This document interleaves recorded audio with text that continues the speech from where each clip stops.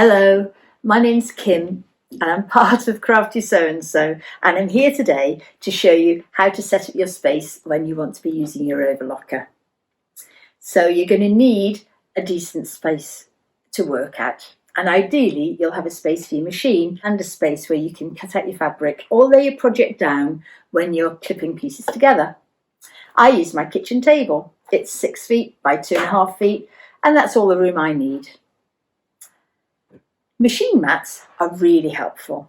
They reduce noise and vibration, and they help you keep your equipment on hand and keep the space tidy. Of course, in use, this area of the machine mat will be hanging over the edge of the table.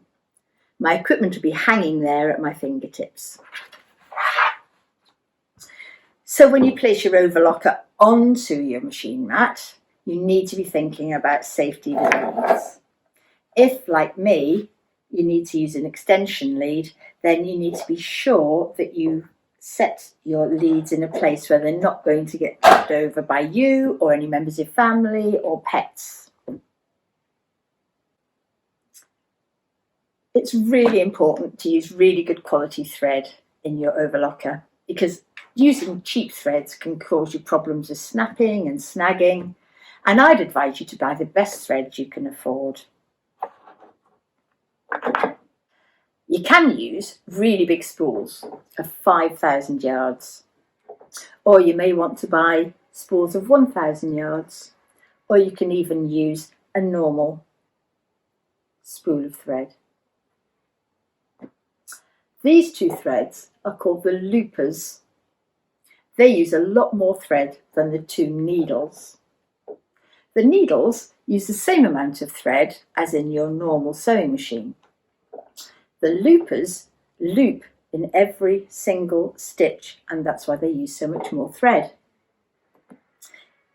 You can use a normal spool of thread in your left needle position, and this would be the thread that's seen in the seam of your garment. It's actually a good idea to have a set of dark and a set of light spools of thread, and choose to use these with normal spools of thread if your fabric is a mid-colour. Your overlocker will have removable spool holders. They're called anti-vibration cones, and these hold the larger spools in place and stop them from wobbling.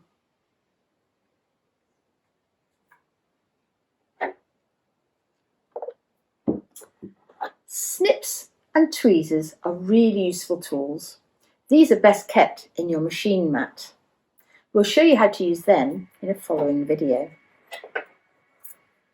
You'll find a self-healing mat extremely useful, and many people like to use rotary cutters to cut their fabric. These come in different sizes, and the smaller ones are brilliant for cutting curves. And I strongly recommend you use these little fabric clips to hold your fabric together as you feed your project into your overlocker. It's all too easy to miss a metal pin, and if you do, you can damage your cutting blades, and these are costly to replace. And lastly, I highly recommend that you consider the lighting around where you plan to use your overlocker. I invested in 2 of these very portable and rechargeable desk lamps, so that I can make sure I have good lighting when I sew, and that reduces my eye strain and helps me to sew more accurately. So I hope you found this little video helpful. Thank you for watching. Happy overlocking. Goodbye.